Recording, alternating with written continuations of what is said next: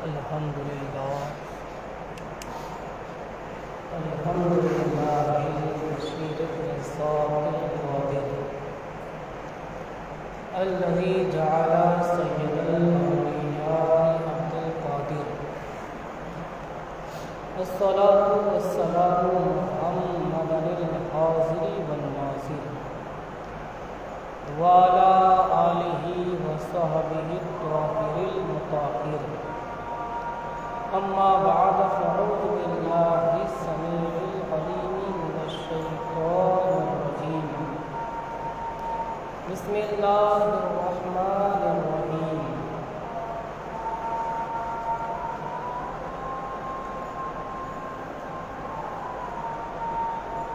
اليوم أكملت لكم دينكم وأتممت عليكم نعمتي ورضيت لكم الإسلام دينا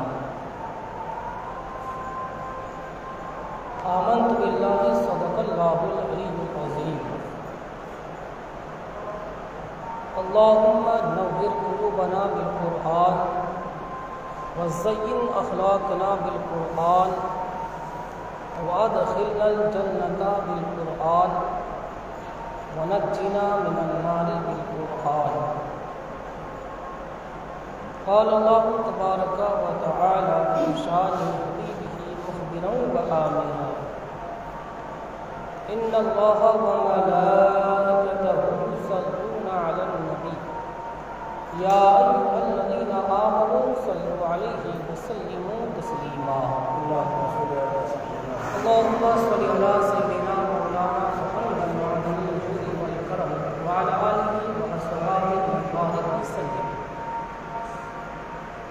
حضرات، تمام تعریفیں، تمام حمد و ثنا رب تقدس تعالیٰ کے لیے جو ساری کائنات کا خالق اور مالک شہنشاہ بھی ہے، اور خوب سلام اللہ کے پیارے، ہم گنہگاروں کے سہارے گنبد خضرا میں آرام فرمانے والے، لمبے لمبے ہاتھوں سے بھیک دینے والے، بے سہاروں کے سہارے، سنہری جالیوں میں آرام فرمانے والے، اندھیری قبر میں کام آنے والے، اپنی چادر میں چھپانے والے، اپنی ردائے رحمت میں جگہ عطا فرمانے والے، آب کوثر سے پیاس بجھانے والے، جنت الفردوس میں لے جانے والے، عرب والے، عجم والے، مکہ والے، لا مکان والے، حضور سرور کائنات صلی اللہ تعالی علیہ وسلم کی مقدس حسین معرفت میں تحفہ سلام پیش کر لینے کے بعد تلاوت کردہ آیت کریمہ رب تقدس و تعالی کا فرمان عالی شان ہے. رب ارشاد فرماتا الیوم اکملت لکم دینکم، اے میرے محبوب، میں نے دین اسلام مکمل کر دیا، مکمل دین تمہیں عطا کر دیا. الیوم اکملت، یہ وہ دن ہے جو اس دن تمہارا دین مکمل کر دیا گیا. اکملت لکم دینکم واکملت علیکم، اور تمام نعمتیں میرے محبوب میں نے تم پر مکمل کر دی. رضیت لکم الاسلام دینا، اور میرے محبوب یہ اعلان کر دو یہ دین سب کے لیے ہے جو اس کو خوشی خوشی قبول کر لے، اس کے تمام قانون کو خوشی سے تسلیم کر لے، مان لے اور اس پر عمل کر دے. میرے محبوب سے خوشخبری سنا دو، وہ کامیاب ہے. اللہ نے دین اسلام کو مکمل کر دیا. حج کے موقع سے رسول پاک صلی اللہ علیہ وسلم میرے نبی پاک صلی اللہ علیہ وسلم نے زندگی میں ایک بار حج فرمائی، ایک بار حج کی سرکار نے، سرکار نے پوری زندگی میں ایک بار حضور نے حج کیا، اور حضور خانہ کعبہ کے طواف سے فارغ ہو کر میدان عرفات جاتے ہیں۔ عرفات کے ایک پہاڑ پتھر پہ حضور تشریف فرما ہوتے ہیں، پھر وہاں سے حضور کا گزر ہوتا ہے۔ اسی وقت روح الامین بلبل سدرا سید الملائکہ حضرت جبریل علیہ السلام اس آیت کریمہ کو لے کر نازل ہوتے ہیں، یا رسول اللہ، اللہ نے آپ کا دین مکمل کر دیا اور تمام نعمتیں آپ کے رب نے آپ پر نازل کر دی، اتار دی، اس سے آپ خوش ہیں۔ میرے نبی سجدے میں سر رکھ کر رب کی کبریائی کا اعلان کرتے ہیں اور کہتے پروردگار عالم، تو نے اپنا پیارا دین میرے ماننے والوں کو، میرے چاہنے والوں کو بواسطہ میرے تمہیں عطا کیا ہے، یا اللہ میں اس سے راضی ہوں، اللہ میرے غلاموں سے، میرے عاشقوں سے تو بھی راضی ہو جا۔ عرفات کے میدان میں تو عمر کہتے ہیں مجھے وہ مقام پوری زندگی یاد نہیں، وہ یاد ایسی ہے کہ وہاں میرے نبی صلی اللہ علیہ وسلم وہاں تشریف فرما ہے، اور یہ آیت کریمہ مفسرین فرماتے ہیں آخری آیت یہی نازل ہوئی، اس کے بعد پھر کوئی آیت نازل نہیں ہوئی، کہ اس کے بعد پھر کوئی آیت نازل نہیں ہوئی، کہ قرآن کی آخری آیت یہی ہے جو میدان عرفات حضور پر نازل ہوئی، کہ پورا دین کمپلیٹ ہو گیا، مکمل دین نازل ہوا۔ رسول پاک صلی اللہ تعالی وسلم کہ پوری زندگی میں ایک بار حضور نے حج فرمائی۔ حضور نے اپنے صحابہ سے اس کا ذکر بھی کیا، میرے صحابہ یاد رکھو، اب اس طرح تمہاری میری ملاقات، اتنی بڑی بھیڑ میں تمہاری میری ملاقات پھر دوبارہ نہیں ہوگی۔ صحابہ کرام حضور کے جملوں کو سنتے آنسو بہاتے، صحابہ کرام نے حضور کے جملے سے احساس کر چکے کہ لگتا ہے کہ حضور کا سفر ہمارے ساتھ یہ آخری سفر ہے، اس کے بعد حضور ہمارے ساتھ کوئی سفر نہیں کریں گے۔ حضور نے مدینہ شریف سے مکہ شریف کے لیے حج کے لیے سفر کیا، آخری سفر اتنا لمبا سفر تھا، اس کے بعد میرے نبی نے اتنا لمبا سفر نہیں کیا۔ پھر صحابہ کرام کو حضور لے کر مکہ شریف سے مدینہ شریف آتے ہیں، حج سے فارغ ہوتے آتے ہیں۔ یہ سلسلہ آج بھی اس سفر کا وہ سلسلہ اس زمانے میں گھوڑے اور اونٹوں کے ساتھ سفر کیا کرتے تھے۔ یہ 300 میل کا ایک لمبا سفر مدینہ شریف سے مکہ شریف کا فاصلہ ہے، ایک لمبا سفر آدمی کرتا ہے، مگر پھر بھی وہ اونٹوں اور گھوڑوں پر بیٹھ کر سفر کرتے تھے۔ آج کے دور میں ہم بائی فلائٹ میں یہاں سے بیٹھے 2-3 گھنٹے کی قلیل مدت میں، مختصر سے وقت میں ہم ممبئی کے ایئرپورٹ سے ہم دمدم پہنچ جاتے ہیں، سعودی عربیہ پہنچ جاتے ہیں۔ 2-3 سے گھنٹے میں ہم وہاں پہنچ گئے، دن میں یہاں تو اب شام میں وہاں ہو جاتے ہیں، مختصر سا عرصہ ہے، ایک دن میں آدمی وہاں سے یہاں سے وہاں پہنچ جاتا ہے اور وہاں سے یہاں ایک دن میں آ جاتا ہے۔ یہ وہ ذرائع ٹیکنیکل ذریعہ آ گیا جس کے ذریعہ حج کے سفر آسان ہو گئے، عمرے کے سفر آسان ہو گئے، مگر وہ زمانے بڑے مشکل حالات ہوتے تھے۔ جو حج کے لیے جاتے تھے تو ساتھ میں اپنا کفن لے جاتے تھے کہ اگر ہم ساتھ میں کفن لے جائیں تو وہاں ہمارے تدفین کے لیے، اگر ہم راستے میں انتقال کر گئے تو ہمارے عزیزوں کو ہمارے دفنانے کے لیے تکلیف اٹھانی نہ پڑے۔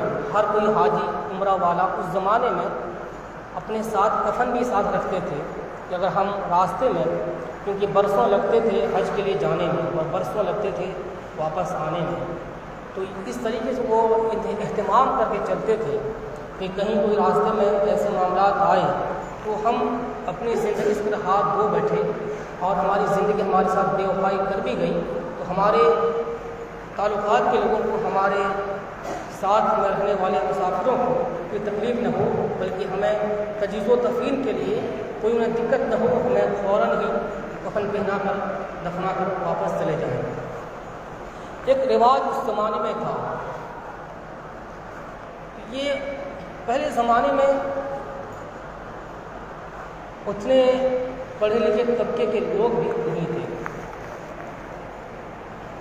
دھیرے دھیرے کسی دور میں بڑے بڑے نامور علماء آتے تھے. پوری آبادی کو اکیلے وہ ڈیل کر رہے ہوتے تھے، سنبھال رہے ہوتے تھے. اکابرین کو اگر آپ دیکھیں، جب آپ بزرگوں کی زندگی کو دیکھیں ہیں، اس زمانے میں ایک عالم پورے صوبے کی رہنمائی کر رہا ہوتا تھا. ایک عالم ہوتے تھے پورے ریاست کی، پورے صوبہ کی، پورے اسٹیٹ کی وہ دیکھ بھال کر رہے ہوتے تھے. مگر ان کی دینی خدمات، تبلیغی دورے، لوگوں سے ملنا، واعظ و نصیحت کرنا، تقریر کرنا، ان کا لوگوں کو دین کا پیغام پہنچانا، ایسا ہوتا تھا کہ پوری آبادی کی آبادی ان کی باتوں پر، ان کی ارشادات پر عمل کرتی تھی، اور اتنے انتشار و اشتراک نہیں ہوتے تھے. مگر جو حالات بدلے، پہلے زمانے میں علماء کی اتنی کمی ہوتی تھی، عالموں کی اتنی کمی ہوتی تھی کہ لوگ جنازے کے لے کر کوئی کسی بستی میں کوئی آدمی انتقال کر جاتا تھا تو اس کی جنازے کی نماز کے لوگ غسل دلا کر اپنے گھر کی میت کو غسل دلا کر، کفن پہنا کر، تابوت میں لٹا کر 2-3 دن تک، شریعت میں ہے ایک آدمی کو دفنانے کے لیے کم از کم 3 دن کا انتظار آپ کر سکتے ہیں. اس کو سپرد خاک کرنے کے لیے 3 دن کے اندر آپ کر دیں. 3 دن سے زیادہ اس کو زمین کے باہر نہیں رکھنا چاہیے. 3 دن کا اگر عرصہ مکمل ہو گیا تو اب کوئی اس کا رشتہ دار، اس کا ولی آئے یا نہ آئے، اس اہل محلہ کو اجازت ہوگی کہ اس کی جنازے کی نماز جیسے پڑھ کر فوراً ہی اس کو سپرد خاک کریں، اس کو دفنا دیں.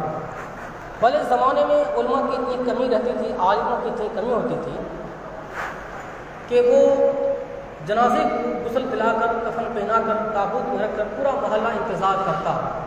کوئی صاحب علم، کوئی عالم دین، کوئی نائب رسول اس راستے سے گزرے، اب وہ جنازے کی نماز اس میت کی پڑھ دے. صرف جنازے کی نماز پڑھنے کے لیے وہ اپنے میت کو 2-3 دن تک تابوت میں رکھ کر انتظار کرتے ہیں. کوئی اہل اللہ، کوئی اللہ والا، کوئی نبی کا علم کا وارث، کوئی عالم دین اس راستے سے گزرے، اس میت کا جنازہ پڑھ دے. بحالت مجبوری جب کوئی عالم ادھر سے گزرتا ہی نہیں تھا تو اس وقت عالموں کی اتنی کمی تھی. اگر آپ اس زمانے میں آپ جس مولوی کو چاہیں اپنا من پسند مولوی فون کر لیں، پھٹ سے وہ بندہ 5 سے 7 منٹ، گھنٹہ 2 گھنٹہ آپ کے گھر پہنچ جائے گا. جنازہ کیا، نکاح کیا، سب کچھ پڑھا کے چلا جائے گا. وہ زمانہ ایسا نہیں تھا کہ آپ اپنے منتخب شدہ مولوی پھٹ سے فون کر کے بلا لیں. وہ زمانہ انتظار کا تھا، نہ موبائل تھا نہ کچھ تھا. اب لوگ ایسے اس میت کو رکھ کے انتظار کرنا پڑتا تھا ان کو. جب بحالت مجبوری کوئی عالم انہیں ملتا نہیں، پھر وہ کیا کرتے، جنازے کو اپنی میت قبر میں رکھ دیتے، دفن کر دیتے، مٹی برابر کر دیتے، کچا بانس اس کے سرانے گاڑ دیتے. اس وقت کا ایک المیہ تھا، ایک پہچان تھا. جس قبر کے سرہانے کچا بانس گڑا ہوا ہو، سمجھ لیجیے اس قبر والے کی جنازے کی نماز پڑھی نہیں گئی ہے. تو اس زمانے میں ایک پیغام تھا کہ جو عالم دین، نائب رسول ادھر سے سفر کریں، گزریں، تو انہیں یہ سمجھ میں آ جائے گی اس قبر والے کی جنازے کی نماز پڑھی نہیں گئی ہے، انہیں کوئی عالم ملا نہیں، اس کی جنازہ پڑھی نہیں گئی ہے. وہ جانے والا، ادھر سے گزرنے والا وہ عالم دین اس کی نماز جنازہ پڑھ کر گزر جائے گا. پہلے زمانے میں جو عالم سفر کرتے تھے وہ تنہا اکیلے سفر نہیں کرتے تھے، ان کے ساتھ کئی لوگوں کے ہجوم ہوتے تھے، قافلے ہوتے تھے، دین کی تبلیغ کے ان کے ساتھ کئی لوگ ہوتے تھے. تو اب وہ پورے اپنے لوگوں کے ساتھ سفر کر رہے ہوتے تھے. وہ وہاں اس قبر والے کو دیکھتے، اس قبر والے کی جنازے کی نماز پڑھی نہیں گئی ہے، تو وہ جماعت کے ساتھ نماز پڑھ کر نکل دعا کر نکل جاتے ہیں. پر آج کے دور میں ایسا نہیں ہے. تو جہاں اب علم کی ایسی ضرورت ہے، یہ شوال کا یہ مقدس مہینہ خاص طور سے علم کے طور پر توجہ دی جاتی ہے۔ ہمارے جو دینی ادارے ہیں، جو مدارس ہیں، جو مدرسے ہیں، مکتب ہیں، وہ اسی مہینے میں کھلتے ہیں اور نئے مدرس کی تقرری ہوتی ہے، نئے مدرس آتے ہیں۔ پرانے مدرس کی اگر کوئی معاملات ہوں تو ان کی معذوری ہوتی ہے، نئے مدرس کا انتخاب ہوتا ہے، پھر تعلیم کا آغاز ہوتا ہے، سلسلے تعلیم شروع ہوتا ہے۔ تو یہ مہینہ علم دین حاصل کرنے کے ایک شباب کا مہینہ ہے، اس میں تعلیم کا آغاز افتتاح ہوتا ہے۔ میرے پیارے بچوں کی تعلیم اس حد تک دے دیں، خود بھلے ہی آپ پڑھے نہ پڑھے ہوئے الگ میٹر ہے، الگ مسئلہ ہے، پر اپنے بچوں کو دین کی تعلیم ضرور دے دیں۔ کم از کم بچے کو قرآن تو پڑھنا سکھا دیں، کم از کم بچے کو آپ قرآن کی تعلیم دے دیں کہ آپ کا بچہ قرآن پڑھ سکے۔ حافظ قرآن وہ بنتا ہے جو بغیر دیکھے قرآن پڑھتا ہے۔ اگر آپ نے اپنے بچے کو حافظ قرآن نہیں بنایا تو کوئی مشکل نہیں ہے، مگر کم از کم اپنے بچے کو قرآن دیکھ کر پڑھنے والا تو اسے بنا دیں کہ میرا بیٹا قرآن دیکھ کر تو پڑھ سکے۔ اگر اس نوبت پر، اگر اس معیار پر اپنے بچے کو نہیں کھڑا کریں گے تو سوچئے جو بچہ بغیر قرآن پڑھے زندگی گزارے گا وہ آپ کے لیے ذخیرہ آخرت کیا بنے گا، وہ آپ کے لیے ثواب کا ذریعہ کیا بنے گا۔ علم دین کا حاصل کرنا بے حد ضروری ہے۔ حضور فرماتے ہیں العلم نور، علم نور ہے، اس کی روشنی سے انسان اپنی زندگی کے راستے کو ٹھیک کر سکتا ہے۔ پر علم نہیں رہے گا اور بچہ جاہل رہے گا، ان پڑھ رہے گا، پھر آپ کا بچہ صحیح تعلیم پر پوری زندگی نہیں گزار سکتا۔ اس لیے ہمارے علماء نے کہا اپنے جوان بچوں کو یا خود کو کبھی کبھی اپنے عالموں کی صحبت میں بیٹھایا کریں، اپنے بزرگوں کی صحبت میں ان کو بٹھایا کریں۔ جب وہ عالم دین کی صحبت میں بیٹھے گا، ظاہر سی بات ہے جب لوہار کی بھٹی پہ آپ بیٹھیں گے، جو آدمی عطر بیچتا ہے، عطر فروش ہوتا ہے، عطر فروش کے پاس آپ چلے جائیے، اس سے عطر نہ خریدیے۔ دکان لوگ اس کے 1000 گراہک آئیں گے، عطر کی شیشی کھولے گی، 1000 لوگ عطر لے کے دیکھیں گے، چیک کرے چلے جائیں گے۔ اور آپ کو عطر دن بھر نہیں لگانی ہے، اور شام میں جب آپ گھر لوٹیں گے آپ کے جسم سے، کپڑے سے خوشبوئیں آنے لگیں گی۔ اور آپ یہ محسوس کریں کہ جب عطر فروش کی دکان پر چلے جائیں، جو عطر بیچتا ہے اس کے پاس بیٹھیں گے تو آپ عطر نہ خریدیں، اس کے کسٹمر آ کر، اس کے گراہک آ کر عطر لگا کر عطر لے کر چلے جاتے ہیں، پر خوشبوئیں آپ کو معطر کرتی ہیں، خوشبو آپ کو چھوتی ہے، خوشبو آپ کے بدن سے آتی ہے، آپ کے کپڑے سے آتی ہے۔ اگر آپ پوری دن لوہار کی بھٹی پر بیٹھے ہیں، جو لوہا سیک کر کبھی تاوے بناتا ہے، کبھی چھریاں بناتا ہے، کبھی کینچیاں بناتا ہے، کبھی کچھ بناتا ہے، کبھی چاقو بناتا ہے، اس کے پاس بیٹھ جائیے۔ شام میں جب وہاں سے لوٹیں گے آپ کے جسم سے بدبو آنے لگے گی، دھوئیں کی بدبو۔ اب وہ بدبو جو آنے لگے گی، آپ نے تو لوہا سیکائی تو نہیں کی تھی، نہ آپ نے اس پہ ہتھوڑا مارا تھا لوہے پر، نہ آپ نے لوہے کو آپ کے حوالے کیے تھے، مگر پھر آپ کے بدن سے یہ بدبو کیوں آ رہی ہے، دھوئیں کی بدبو کیوں ہے، کپڑے سے بدبو کیوں آ رہی ہے؟ اس کا مطلب یہ ہے آدمی جس کے ساتھ بیٹھے گا شام تک اس کا اثر ضرور لیتا ہے۔ صبح سے بیٹھا شام تک عطر فروش کے پاس اس کے بدن میں خوشبوئیں آنے لگی، صبح سے لے کے شام تک بیٹھا آدمی لوہار کی بھٹی میں، تو لوہے کی بھٹی میں بیٹھا تو بدبو لے کر آیا۔ میرے پیارے اپنے بچوں کو بھی اسی طریقے سے بے جگہ، جہاں بیکار کی محفلیں ہوں وہاں بیٹھنے بٹھانے سے بہتر ہے کسی عالم کی صحبت میں بٹھا دیں، کسی بزرگ کی صحبت میں بٹھا دیں، کسی ولی کی صحبت میں بٹھائیں۔ اس سے یہ فائدہ ہوگا کہ آپ کا بچہ گناہوں سے تو بچے گا، کچھ تو کچھ نیک باتیں سیکھ کر جائے گا، کچھ تو کچھ اچھی باتیں اس کے ہاتھ آئیں گی، کچھ تو کچھ دین کی باتیں آئیں گی، کیونکہ اللہ نے فرمایا انما یخشی اللہ من عبادہ العلماء۔ اللہ نے یہاں عالموں کی تعریف کی ہے، کیا انما یخشی اللہ من عبادہ العلماء، میرے بندوں میں علماء کی جماعت ہے جو اللہ سے ڈرتی ہے۔ یہ اللہ نے عالموں کی تعریف کی ہے کہ میرے بندے تو بہت ہیں، مگر ان بندوں میں جو گروہ علماء ہے، جو علماء کی جماعت ہے، اللہ فرماتے یہ جماعت علماء کی جماعت یہ مجھ سے ڈرتی ہے، اپنے اللہ سے ڈرتی ہے۔ ان کی صحبت، ان کی معیت انسان کو نیک بنا دیتی ہے۔ پہلے کے زمانے میں لوگوں کی توجہ بڑی عالموں کی طرف ہوتی تھی، اپنے بزرگوں کی طرف ہوتی تھی، اپنے بچوں کو گھر میں کم رکھتے، اپنے بچوں کو علماء کی صحبت میں بٹھایا کرتے تھے۔ مگر آج کے دور میں بچوں کو نہ جانے بچے بڑھنے کے بعد وہ باپ کے کنٹرول سے باہر ہوتے ہیں، وہ الگ مسئلہ ہے۔ جب بچہ چھوٹا ہوتا ہے اس کی عادت جیسی آپ بنا دیں، جب تک آپ کے اختیار میں آپ کا بچہ ہے تو اس وقت جب تک اس کی نشو و نما جب بڑھ رہی ہوتی ہے، اس کی کیفیت کو جس طرح آپ ڈھالنا چاہیں اس طرح آپ ڈھال سکتے ہیں، اور آپ نے شروع ہی سے اس کو بے لگام چھوڑ دیا، جہاں چاہا آیا، جب چاہا کھایا، جہاں چاہا بیٹھا، پھر وہ بچے کی فطرت بگڑ جاتی ہے۔ جو شروع سے جس بچے کی فطرت بگڑی ہو، آپ اس کو 20 سال میں 25 سال میں سدھارنا چاہیں گے، وہ بچہ آپ کے ہاتھ نہیں آئے گا، وہ آپ کو زبان فوراً نہیں چھوڑے گا۔ اس لیے تو بہتر یہ کہ اپنے بچوں کو شروع ہی سے ہی نماز کی پابندی، باپ خود نمازی بنے، آپ گھر میں بیٹھیں تو دین کی باتیں کریں۔ ہمیشہ ہمارے یہاں کیا ہوتا ہے، بچوں کے ساتھ جب ماں باپ ہوتے ہیں، رشتہ دار ہوتے ہیں، خیش و اقارب ہوتے ہیں، اور گھر کے تمام ممبران ہوتے ہیں، وہاں اول فل باتیں زیادہ ہوتی ہیں۔ جو چھوٹے بچے ہیں ان کی تربیت جو ہے گھر ہی سے بگڑتی ہے۔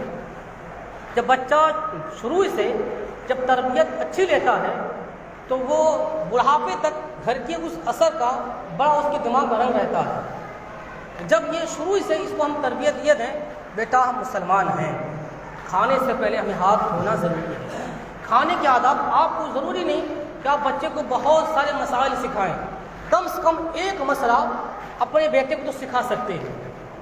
کوئی ضروری نہیں ہے کہ بخاری شریف بچوں کو لے کے بیٹھ کے پڑھایا جائے، کوئی ضروری نہیں ہے روزانہ کہ مشکات شریف، اب یہ عالموں کا کام ہے، بخاری سنانا، مشکات سنانا، ترمذی سنانا، ابو داؤد سنانا، یہ عالموں کے ذمہ ہیں۔ اور آپ کو جو مسئلہ بتایا جاتا ہے اگر آپ اس کو سیکھ لیں، اپنے بچوں کو ڈیلی ایک مسئلہ سکھا دیں، تو ڈیلی ایک مسئلہ سیکھے گا تو 30 دن میں 30 مسئلہ سیکھ گیا، اور 30 دن میں 30 مسئلہ سیکھا تو پھر جو ہے سال بھر میں کتنے مسئلے سیکھ گیا۔ تو اب یہ مسئلے کو سیکھنے کے لیے آپ کو وقت کہاں دینا ہوگا، بازاروں میں، چائے کی دکانوں میں، گلی کوچوں میں، آپ کو کسائی کی دکان میں، نہ جانے کہاں کہاں آپ وقت دے دیں گے، گھنٹوں بیٹھیں گے آپ۔ اگر کسی کے پاس دیکھیے گا، جو آدمی کہتا ہے میرے پاس وقت نہیں ہے، تو اس کو باہر کہیں کھڑا کر دیجیے، اس کو آپ آزمائیے، بیکار کی بات میں الجھا دیجیے، 2-4 باتیں اس کے بارے میں پوچھو، فلاں کیسا ہے، اس کے بارے میں پوچھے فلاں کیسا ہے، پھر وہ اپنے خیالات ایسے ظاہر کرے گا، لگے گا یہ وقت کا سب سے بڑا پارسا متقی ہے، سارے لوگ غلط۔ وہ اپنے آپ اس طرح صاف پیش کرے گا کہ دیکھو فلاں کیسا ہے، وہ فلاں ایسا ہے، فلاں ویسا ہے، تو اپنے آپ کے بارے میں وہ کبھی جھانک کر نہیں کہے گا میں کیسا ہوں۔ تو اس کو جب کہیے گا آپ نماز پڑھنے کیوں نہیں آتے، نماز پڑھنا چاہیے، نماز کیوں نہیں پڑھتے، آپ کو نماز پڑھیے، آپ تھوڑا تسبیحات پڑھیے، قرآن کے پارے پڑھیں، وقت مسجد پڑھ دیجیے، تو پھر اس کے بعد آئیں بائیں ٹائم کر کے، اب تک وہ 20 منٹ آدھا گھنٹہ جو ادھر ادھر کی باتیں کر رہا تھا، جیسے آپ لائن کی بات کریں گے تو فوراً آپ کے ساتھ دعا سلام کرے نکل جائے گا، فوراً ہی سلام و دعا مصافحہ کے نکلے گا فوراً آ کے۔ ہم ابھی جو ہے جو ہماری نئی نسلیں آ رہی ہیں، جو باہر بیچارے نوجوان ہمارے بیٹھ رہے ہوتے ہیں، اس کی وجہ کیا جانتے ہیں؟ اس کی وجہ جو میں نے محسوس کیا، اس کی وجہ یہ کوئی ہمارا جو ہے نوجوان باہر بائیں بیٹھا، کوئی دائیں بیٹھا، کوئی وہاں بیٹھا، کوئی باہر کھڑا رہا، اس کی وجہ کیا ہے؟ آپ اس کے باپ دادا کو دیکھیے گا، ان کے بڑوں کو چیک کیجئے کہ یہ کہاں بیٹھتے اٹھتے رہے زندگی بھر، یہ مسجد کے کس گوشے کو پسند کیے، مسجد کے کس جگہ کو یہ قبضہ کر کے بیٹھے رہے۔ جب آپ ان بڑوں کو دیکھیے گا کہ ظاہر یہی ہے کہ جن کے بڑوں کو یہ توفیق نہیں ہوئی کہ میں خود امام کے سامنے بیٹھ کر کچھ دین کی باتیں سیکھ لوں، صف اول میں بیٹھنے کی خواہش جس کو نہ رہی، تو آگے سب بیٹھنے کی جس کو یہ تمنا زندگی بھر نہ رہی کہ میں پہلی صف میں بیٹھوں، میرا بیٹا دوسری صف میں ہو، میرا پوتا پہلی صف میں ہو، جس کے ذہن میں یہ بات نہ رہی وہ خود ہی باہر بیٹھتا رہا، اور اس کی آنے والی نسلوں کی نسلیں بھی دیکھیے گا باہر بیٹھتی زندگی گزارتی ہیں۔ دین کی باتیں سیکھنا یہ بہت بڑی بات ہے۔ کوئی ضروری نہیں کہ آپ بہت بڑے عالم بن کر مسئلہ بتائیں، روزانہ آپ اپنے اہل و عیال کے ساتھ بیٹھ کر نبی کی ایک سنت سمجھا سکتے ہیں۔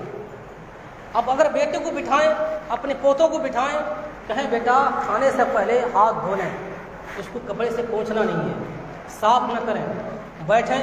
جب گھر کی بہویں کھانا لاتی ہیں، آپ دیکھیں گھر میں جو بہویں آتی ہیں ان بیچاری بچیوں کو کیا شور ہے، روٹیوں پہ سالن رکھ دیتے ہیں، روٹیوں پہ سالن رکھ کر آتا ہے گھر سے، مگر یہ ادب کے خلاف ہے، یہ ادب و تعظیم کے خلاف ہے، یہ روٹی کی توہین ہے، اس گھر سے برکتیں اڑ جاتی ہیں۔ روٹی آئے تو روٹی کو فولڈ کر لیں، سائڈ میں پلیٹ رکھیں اور اس کے سائڈ میں آپ سالن کا پیالہ رکھیں، سبزی کا پیالہ رکھیں، روٹی پر نہ رکھیں، یہ ادب کے خلاف ہے۔ روٹی کی بے حرمتی، گھر سے برکتیں اڑ جاتی ہیں، اس کا تقاضا یہ کہاں سننے کو ملے گا؟ دکان پر۔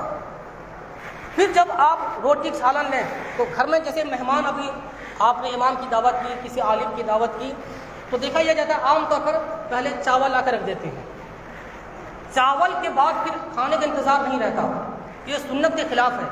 پہلے سالن دسترخوان پہ لگائیں، دسترخوان بچھائیں تو پہلے سالن رکھیں، سالن کے بعد پھر روٹی یا چاول جو بھی لانا ہو بعد میں لائیں۔ اور اگر چاول آپ نے کھانے والی چیز پہلے لا دی اور سالن بعد میں لائی، یہ ادب کے خلاف، طریقے کے خلاف، سنت کے خلاف ہے۔ پہلے سالن لایا جائے، سبزی لائی جائے، اس کے بعد روٹی، اس کے بعد چاول لایا جائے، کیونکہ جب روٹی آ گئی ہے کہ روٹی سید الطعام ہے، یہ تمام کھانوں کی سردار ہے، تو روٹی آ گئی تو پھر کھانا شروع کر دینی چاہیے، مگر کھانا کس سے؟ نمک سے۔ تو پہلے اس لیے بہتر یہی ہے کہ جیسے ہی آدمی گھر پہنچے تو گھر میں اس طریقے کو، سنت کو عام کریں، رواج عام کریں، طریقے کو زندہ کریں، اور پھر جب کھانا کھا چکے آدمی دوران کھانا دین کی باتیں کریں۔ ایک عوام میں یہ بات پھیل جاتی ہے کہ دوران کھانا بات کرنا نہیں چاہیے، چپ رہو، پر کیوں سلام کر دو، میں بھی کھانا کھاتا ہوں، سلام کا جواب نہیں دے سکتا۔ کھانا کھانے پر جواب دینے کا منع نہیں ہے، کوئی کھانا کھا رہا ہوتا ہے اس کو جب فون کیجئے، کال کیجئے تو کہہ رہے ہیں میں کھانا کھا رہا ہوں، جواب نہیں دے سکتا۔ حکم شریعت سنیں، شریعت کا مسئلہ یہ ہے کہ جب آدمی کھانا کھا رہا ہوتا ہے، لقمہ منہ میں ہو، جواب دینا منع ہے۔ کیوں؟ اور یہ جواب دینے کے چکر میں پھنسے گا، ہو سکتا ہے کہ چھینک آ جائے، یہ کھانا سرک جائے تو تکلیف ہوگی۔ حضور نے فرمایا میرے غلاموں، تمہارا تکلیف میں پڑنا تمہارے نبی کو پسند نہیں۔ اسے اگر سامنے والا سوال کر رہا ہے، تم کھانا کھا رہے ہو تو لقمہ نگل لو، لقمہ کھا لو، پھر جواب دے دو۔ یہ نہیں کہ پورا پلیٹ کھا لے پھر بھی جواب کا یاد نہ رہا، کیونکہ جواب دینا واجب ہے۔ اور اگر آپ کو سامنے والا سلام کر چکا، آپ لقمہ لے لیں اور لقمہ نہیں لیے تو جواب دے دیں۔ یہ نہیں کہ دسترخوان میں بیٹھا ہی تو ابھی سے نیت کر لے، جواب دینا نہیں ہے۔ اب نیک کام سے منع کس نے کیا تم کو؟ جواب دینے پر تم کو 40 ثواب، 40 نیکیاں ملتی ہے، اور نیکی سے کون روکا؟ اس لیے سلام کرنا سنت، جواب دینا واجب ہے، اور واجب کا ترک گناہگار ہوگا آدمی، اور قصدن کر کے تو گناہگار ہوا، توبہ بھی اس پر ہوگا، تو یہ آپ قصدن چھوڑ رہے ہوتے ہیں۔ اس لیے میرے پیارے سلام کا جواب اگر کوئی سامنے والا سلام کھانے کے درمیان کر لیا تو آپ جواب کے طور پر رک جائیں۔ اگر لقمہ لے چکے ہیں تو لقمہ لے لیں پھر جواب دیں، لقمہ نہیں لیے، ہاتھ میں روٹی ہے، ہاتھ میں بھی نوالا ہے، جواب دے لیجئے، کوئی حرج نہیں ہے۔ مسئلہ سمجھ رہے ہیں؟ تو اس کے بعد پھر اگر آپ کھانے کے درمیان دین کی باتیں کریں، یہ جو ہے عوام میں بات پھیل گئی ہے اتنی تیز کہ بالکل طور پر جو ہے آدمی کچھ بات کرے نہیں، چپ چاپ ہو گئے، خالی دبا دب کھا لے۔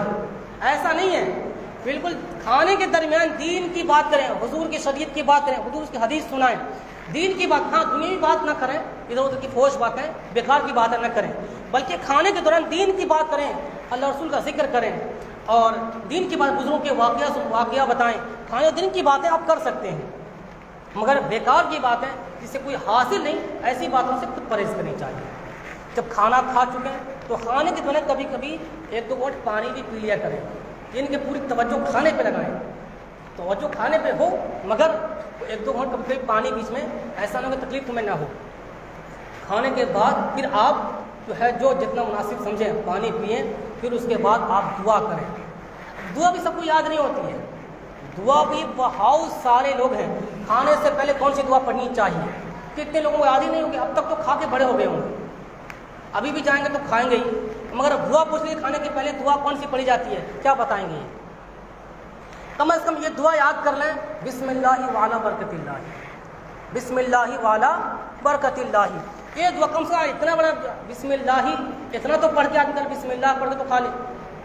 ابھی کھانے کی توجہ رہتی ہے تو آدمی کھانے کی دعا بھی بھول جاتا ہے. پر یہ بھی علماء نے کہا